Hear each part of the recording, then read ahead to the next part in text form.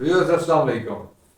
کسی زمانے میں ایک بادشاہ سلامت تھے اور بادشاہ سلامت کسی بات پر اپنے وزیر سے بے انتہا خوش ہوئے اور اسے کہنے لگے کہ مانگو کیا مانگتے ہو۔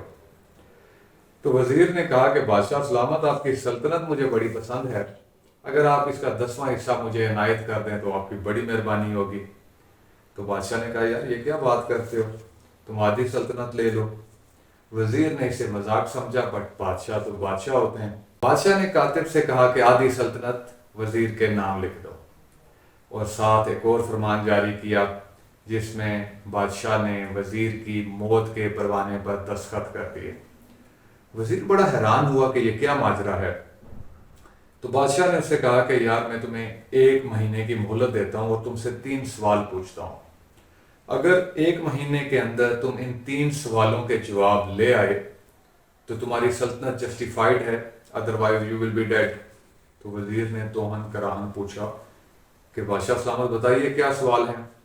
تو بادشاہ نے اس سے کہا کہ سب سے پہلا سوال یہ ہے کہ دنیا کا سب سے بڑا سچ کیا ہے، دوسرا سوال یہ ہے کہ دنیا کا سب سے بڑا جھوٹ کیا ہے، اور تیسرا سوال یہ ہے کہ انسان کی سب سے بڑی کمزوری کیا ہے۔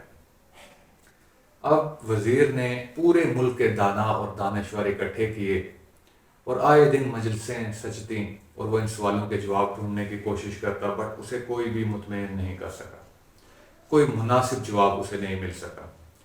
29 ڈے پہ وزیر اپنی جان بچانے کے لیے جنگل کی طرف چل پڑا کہ سلطنت تو ہاتھ سے گئی، کہیں جان بھی نہ ہاتھ سے چلی جائے۔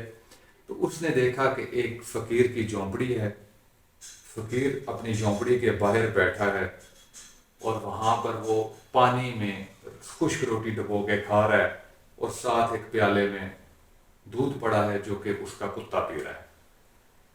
جو ہی وزیر اس فقیر کے پاس پہنچا تو فقیر نے مسکراتے ہوئے کہا کہ آپ کو 3 سوالوں کے جواب یہیں سے ملیں گے۔ تو وزیر نے کہا کہ آپ کو کیسے معلوم کہ میں کچھ سوالوں کے جواب ڈھونڈ رہا ہوں؟ تو فقیر نے اپنا ٹاٹ اٹھایا تو نیچے سے شاہی خلت برآمد ہوئی۔ اس نے کہا یار کبھی میں بھی وزیر ہوا کرتا تھا۔ تو وزیر نے اس سے پوچھا کہ کیا آپ کو آپ کے سوالوں کے جواب نہیں ملے تھے؟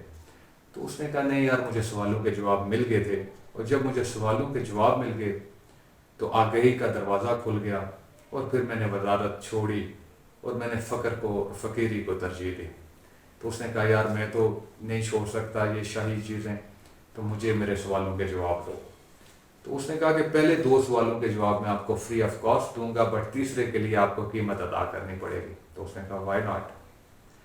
تو فقیر نے اس سے کہا کہ دنیا کا سب سے بڑا سچ موت ہے، اور دنیا کا سب سے بڑا جھوٹ دنیا اٹ سیلف ہے، یعنی کہ زندگی۔ تو وزیر نے اس سے پوچھا کہ تیسرے سوال کا جواب؟ تو اس نے کہا کہ قیمت کے طور پہ اس کتے کا بچا ہوا دودھ پیو۔ تو وزیر نے اس سے کہا کہ میں کتے کا بچا ہوا دودھ کیسے پی سکتا ہوں؟ تو اس نے کہا نہیں یہ تو قیمت پے کرنی پڑے گی۔ خیر باطل نخواستہ وزیر نے وہ دودھ پی لیا۔ فقیر نے ہنستے ہوئے کہا کہ انسان کی سب سے بڑی کمزوری اس کی غرض ہے۔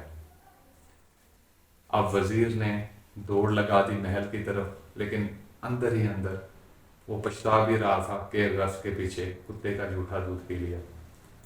اسی کشمکش میں اسے ہارٹ اٹیک ہوا اور وہ محل تک پہنچتے پہنچتے فوت ہو گیا۔